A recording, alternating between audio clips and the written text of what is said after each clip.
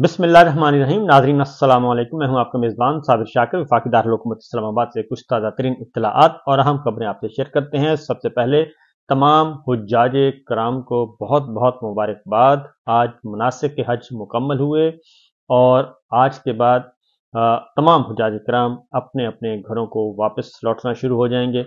तो मेरी ये दरख्वास्त है कि दुआ कीजिएगा पाकिस्तान के लिए, पाकिस्तानियों के लिए और ओवरऑल तमाम इंसानियत के लिए, तमाम दुनिया के लिए कि अमन व आशती का गहवारा बने और सुकून के साथ हम ज़िंदगी गुजार सकें। और ख़ास तौर पे पाकिस्तान में जो कुछ हो रहा है, फ़लस्तीन का मामला है, कश्मीर का मसला है, जहाँ जहाँ मज़लूम, जहाँ पे जुल्म हो रहा है, उनके लिए ज़रूर दुआ कीजिएगा। तो बहरहाल एक बार फिर तमाम हुज्जाज कराम को मुबारकबाद, क्योंकि आज मिना में आखिरी दिन था और मिना में आखिरी दिन का मतलब होता है कि आपके मनासिक के हज मुकम्मल हो गए और अब हुज्जाज कराम मक्का मुकरमा और मदीना मुनव्वरा की तरफ रुख करेंगे और जो पहले आ चुके हैं वो अपने अपने घरों को लौटना शुरू हो जाएंगे। अब आते हैं पाकिस्तान की पॉलिटिक्स पे। पाकिस्तान की सियासत जो चुप रहेगी, जुबान खंजर लहू पुकारेगा आस्तीं का। आप जितना भी कोई जुल्म है, कोई झूठ है, उसको जितना भी दबाने की कोशिश करेंगे, छुपाने की कोशिश करेंगे, लेकिन बिल आखिर कहीं ना कहीं से सच सामने आ ही जाता है और बड़े आबोताब के साथ सच सामने आता है। और आजकल पाकिस्तान में भी यही हो रहा है। रजीम चेंज ऑपरेशन जो किया गया, अब उसके अंदर जो छुपे हुए राज थे वो आहिस्ता आहिस्ता बाहर आ रहे हैं और बहुत ही राजदां और बहुत ही वेल इन्फॉर्म्ड और सीनियर मोस्ट सियासतदान शेख रशीद साहब जो हैं, वो खुद भी इस मुसीबत में गुजरे। उनको भी अगवा किया गया, उनके साथ भी गैर इंसानी सलूक किया गया। उसको उन्होंने नाम दिया था कि मैं चिल्ला काटने गया था। तो वो चिल्ला नहीं था, बल्कि उनकी जिंदगी के मुश्किल तरीन लम्हात थे। जैसे इमरान रियाज खान पे गुजरे, जैसे चौधरी परवेज इलाही साहब पे गुजरे, जैसे बाकी सियासी असीरान हैं, खवातीन हैं और वो उन पे गुजर रहे हैं। पाकिस्तान तहरीक इंसाफ के कारकुनान हैं, पाकिस्तान के शहरी हैं, मीडिया है, जजेस हैं, सब पे ये मुश्किल लम्हात गुजर रहे हैं। लेकिन जो लोग लापता हो जाते हैं, उनके उनके मामला तो बहुत और भी ज्यादा संजीदा होते हैं। तो शेख रशीद साहब भी उन्हीं में से एक थे जो लापता हुए और लापता होने के दौरान अब वो सारी बातें बयान कर रहे हैं और एक एक करके बयान कर रहे हैं कि किस तरीके से एक 70 साल से ज्यादा उम्र के पॉलिटिशियन को किस तरीके से क्या क्या जुल्म उनके साथ किया गया, उनको किस तरीके से जहनी जिस्मानी तशद्दुद का निशाना बनाया गया और किस तरीके से उनको खौफ व हरास में मुब्तला किया गया। मकसद क्या था? मकसद क्या कोई बहुत बड़ा मकसद था, कोई जलील मकसद था? ऐसा नहीं था। मकसद बहुत ही घटिया था और उस घटिया मकसद को अचीव करने के लिए एक सीनियर मोस्ट सियासतदान, और वो भी वो सियासतदान जिनकी सारी उम्र गुजर गई प्रो स्टैब्लिशमेंट पॉलिटिक्स करते हुए, प्रो स्टैब्लिशमेंट पॉलिटिक्स की, लेकिन सबसे ज्यादा उन्हीं के साथ ज्यादती की गई और इलेक्शन भी वो पहला इलेक्शन है जिंदगी का, वो हारे हैं और हालांकि वो कभी भी इलेक्शन नहीं हारे। तो ये सारा सिलसिला हुआ। अब शेख साहब ने अपने जो हालत असीरी, जमाना असीरी और असीरी के बल्कि लापता होने के अयाम थे, उसमें उन्होंने वो डिस्क्लोज करना शुरू कर दिया है। उसमें जो बातें सामने आ रही हैं वो बहुत ही अफसोसनाक हैं कि किस तरीके से पाकिस्तान तहरीक इंसाफ को तोड़ने के लिए स्टैब्लिशमेंट ने क्या रोल अदा किया। लोगों को डराया गया, धमकाया गया, ये तो सब पता ही है। लेकिन अब उन्होंने कहा कि पैसे भी दिए गए और पैसे भी अच्छे खासे दिए गए और जहां जिन लोगों को खरीदना था उनको खरीदा गया और पैसे भी डाले में, यानी कि डाला मीन गाड़ियों का, जो गाड़ी होती है बाकायदा लोडर गाड़ी, उसमें पैसे होते थे और उसमें से उठा उठा के दिए जा रहे थे। 2 करोड़, 4 करोड़, 5 करोड़, 6 करोड़, 7 करोड़, जो जिसकी कीमत थी उसको लगाई गई। पहली बात तो ये है। और ये आपको मालूम है कि इससे पहले भी ये क्यों किया गया? ये इसलिए किया गया कि किसी भी तरीके से जाती उमरा को दोबारा इख्तदार दिया जाए, इख्तदार में लाया जाए। और ये पहली दफा नहीं हुआ, इससे पहले भी हुआ। और मेहरान बैंक स्कैंडल जो है वो मौजूद है। मेहरान बैंक स्कैंडल में क्या हुआ था? पूरे का पूरा एक बैंक जो है वो दिवालिया कर दिया था और उसमें भी, मेहरान बैंक स्कैंडल में भी बेशुमार पैसे जो हैं वो तकसीम किए गए सियासतदानों में। और उस वक्त भी मकसद यही था کہ اس وقت کی پیپلز پارٹی کو آؤٹ کرنا تھا اور جاتی امرہ کو اقتدار دینا تھا۔ اصغر خان سابق جو ہیں air marshal, air chief, senior most, قابل احترام اصغر خان صاحب اس مقدمے کو لڑتے لڑتے سپریم کورٹ پہنچے، لیکن اس مقدمے کا کوئی فیصلہ نہ ہو سکا اور وہ تحقیقات وہیں کی وہیں پڑی ہیں، اور اس میں بھی یہی تھا کہ پیسے تقسیم کیے گئے۔ یہ سب کچھ ماضی میں بھی کیا گیا اور اب یہ اسی خاندان کے لیے، اسی جاتی امرہ کے لیے ایک بار پھر کیا گیا اور لوگوں کو توڑا گیا۔ دوسری جانب کیا کیا گیا؟ دوسری جانب غلاظت سے بھرا ہوا اسکرپٹ ان کو دیا گیا۔ ایجنڈا کیا تھا کہ کسی بھی طریقے سے عمران خان، بشریٰ بی بی کو ان کو ملائن کرنا ہے، ان کے کردار کشی کرنی ہے۔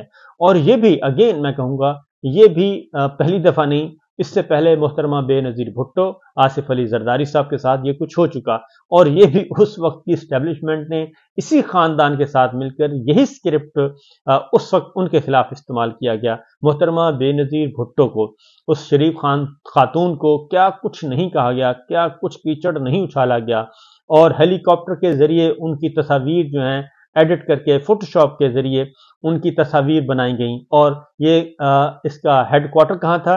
ہیڈ کوارٹر تھا ساندہ روڈ لاہور۔ اور اس وقت جو اس سیل کے انچارج تھے وہ آج کل بہت بڑے جو ہیں فنکار ہیں، اور بہت بڑے فنکار بہت بڑے جگہ پہ بیٹھ کے وہ یہی کام آج بھی کر رہے ہیں۔ اور ساندہ روڈ پہ وہ تھا، اور محترمہ بے نظیر بھٹو کی تصاویر کو ایڈٹ کیا جاتا تھا فوٹو شاپ کے ذریعے، پھر ہیلی کاپٹر پہ ان کو الیکشن کمپین میں ان کو پھینکوایا جاتا تھا تاکہ عوام الناس جو ہیں، ووٹر جو ہے، سپورٹر جو ہے، وہ بد دل ہو اور وہ ان کو تقریباً ان کو کچھ اور ہی سمجھے۔ تو لہٰذا محترمہ بے نظیر بھٹو، اور پھر یہ صرف باہر نہیں بلکہ محترمہ بے نظیر بھٹو کے ساتھ یہ پارلیمان کے اندر بھی یہی کام کیا گیا تھا، اور ان کو بدترین قسم کی غلاظتوں سے بھرے جملے بولے جاتے تھے، اور یہ بھی یہی خاندان کرتا تھا، یہی سب کچھ ٹولہ کرتا تھا، اور اسٹیبلشمنٹ ان کے ساتھ ہوتی تھی اور باوا بلے بلے کر رہی ہوتی تھی۔ اس کے ساتھ ساتھ جی یہ سارے کام جو ہیں اس وقت بھی آپ دیکھ لیں، عالیہ حمزہ ہیں، ڈاکٹر یاسمین راشد ہیں، سنم جاوید ہیں، یہ خواتین ہیں، اور بھی بہت ساری خواتین جو ہیں یہ اس عذاب سے نکل چکی ہیں، اس عذاب میں پھنس چکی ہیں۔ اور باقی سیاسی اسیران کو آپ دیکھ لیں، وہ ابھی تک جیلوں میں پڑے ہیں، گل سڑ رہے ہیں، اور ان کا کوئی پرسان حال نہیں ہے۔ اور یہ سب کچھ کس سے مل کے کرتے تھے؟ یہ مل کے کرتے تھے چیف جسٹس کو اپنے ساتھ ملاتے تھے، اور جو چیف جسٹس اپنے ساتھ نہیں ملتا تھا اس کو پھر سپریم کورٹ پہ حملے کیے جاتے تھے، اس کو اٹھا کر باہر پھینک دیا جاتا تھا، اور وہ بھی اسٹیبلشمنٹ کے ساتھ مل کے کرتے تھے۔ اور سجاد علی شاہ صاحب، اور آج بھی وہی کچھ ہو رہا ہے، وہی اسکرپٹ ہے، کوئی چیز تبدیل نہیں ہوئی۔ آج بھی اسٹیبلشمنٹ کے ساتھ مل کر یہ سارے کام یہ کرنے کی کوشش کر رہے ہیں، ججز کو بلیک میل کر رہے ہیں، وہی کیمرے لگ رہے ہیں، گھروں میں، بیڈ رومز میں دھمکیاں دی جا رہی ہیں، برائب کیا جا رہا ہے، جھوٹے مقدمات، بے بنیاد مقدمات، میڈیا پہ بھی یہی سب کچھ کیا جا رہا ہے۔ یہ ایک اسکرپٹڈ کام جو چل رہا ہے۔ اب ظاہر ہے اس وقت بھی بہت سارے لوگ بول پڑے، لیکن وقت گزرنے کے ساتھ ساتھ سچ سامنے آ جاتا ہے، اور اب بھی سچ سامنے آ گیا، کیونکہ تحریک عدم اعتماد کا معاملہ تھا۔ تحریک عدم اعتماد ایک محترمہ بے نظیر بھٹو کے خلاف لائی گئی تھی، اس میں بھی اسی طریقے سے پیسے تقسیم ہوئے تھے، سرکار استعمال ہوئی تھی، پولیس استعمال ہوئی تھی، اور پولیس افیسر رنگے ہاتھوں پکڑے گئے تھے بریف کیس لے جاتے ہوئے، اور وہ آج بھی وہ پولیس افسران جو ہیں وہ زندہ سلامت ہیں، اور ان کو بہت اچھی طرح علم ہے، اور ان کو بعد از ریٹائرمنٹ پھر یہ عہدوں سے نوازتے ہیں، ججوں کو، پولیس افسران کو، بیوروکریٹس کو عہدوں سے نوازا جاتا ہے۔ اور یہاں تک کہ جو ان کے ساتھ ملٹری کے لوگ ہوتے ہیں، ان کو بھی یہ پھر کسی کو سینیٹر بناتے ہیں، کسی کو وزیر بناتے ہیں، کسی کو مشیر بناتے ہیں، ان کو بھی یہ نوازتے ہیں۔ تو لہٰذا یہ سلسلہ اس وقت بھی چل رہا ہے، وہی پرانا اسکرپٹ ہے، گھسا پٹا، اور وہی اس وقت چل رہا ہے۔ اور اس کا بنیادی مقصد یہ ہے کہ پاکستان تحریک انصاف اور عمران خان اس وقت ٹارگٹ ہیں، وہ ان کے ووٹرز، ان کے سپورٹرز، ان کے کارکن یہ ٹارگٹ ہیں، ان کو ٹارگٹ کیا ہوا ہے۔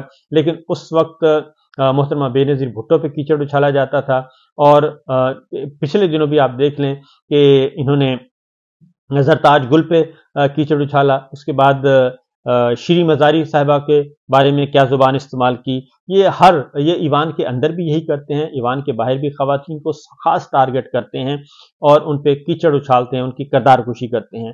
اب عمران خان صاحب تو نہیں آئے بشرا بیوی کے لیے شیخ رشید صاحب کو باقاعدہ طور پر لکھا ہوا اسکرپٹ دیا گیا کہ آپ نے یہ پڑھنا ہے، اور وہ شیخ صاحب کہتے ہیں کہ وہ اتنا غلیظ ترین اسکرپٹ تھا، غلیظ ترین تھا کہ میں اگر وہ پڑھ دیتا تو میرے مرنے کے بعد بھی لوگ میری قبر پہ جا کے تھوکتے کہ تم نے یہ کیا کیا۔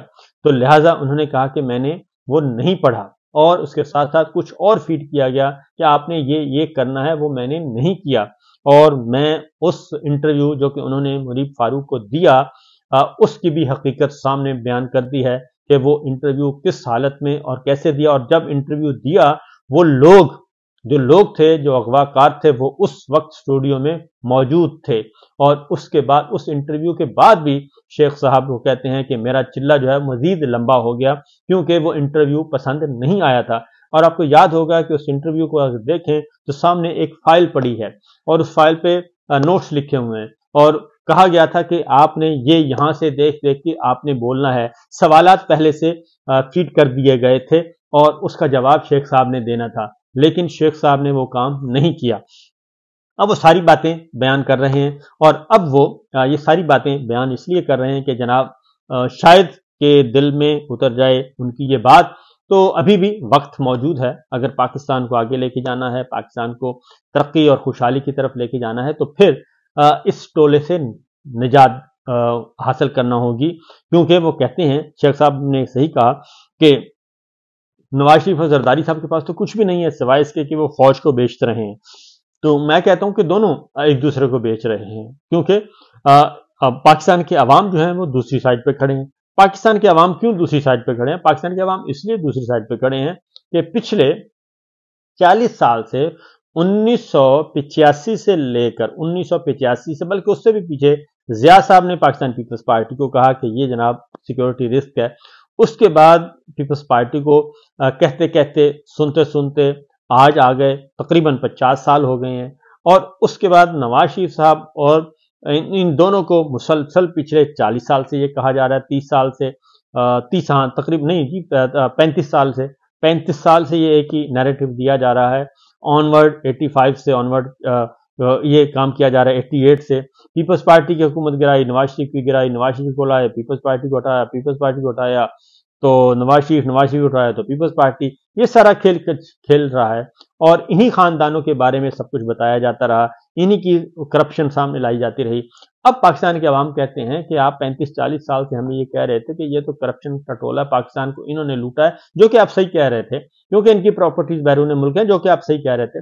اب آپ نے ان سارے گناہوں پہ پردہ ڈال کے آپ کہہ رہے ہیں کہ نہیں یہ بہت اچھے ہیں، اور عمران خان برا ہے جس کی باہر کوئی جائیداد نہیں ہے، جس پہ کرپشن کا کوئی کیس نہیں ہے، اور کیس کوئی بن نہیں سکا، جن میں سزائیں دلوائیں وہ اعلیٰ عدالتیں ان کو رہا کر رہی ہیں کیونکہ وہ جھوٹے مقدمات ہیں، بے بنیاد مقدمات ہیں، اور تمام ججوں سے گن پوائنٹ پہ فیصلے لیے گئے۔ تو پاکستان کے عوام یہ بات تسلیم کرنے کے لیے تیار نہیں ہے۔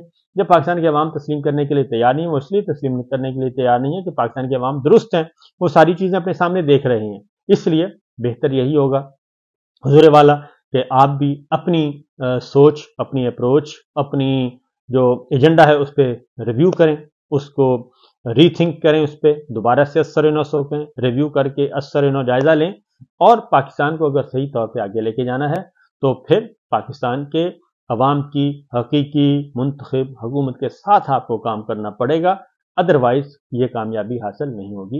اجازت دیجیے، اللہ حافظ۔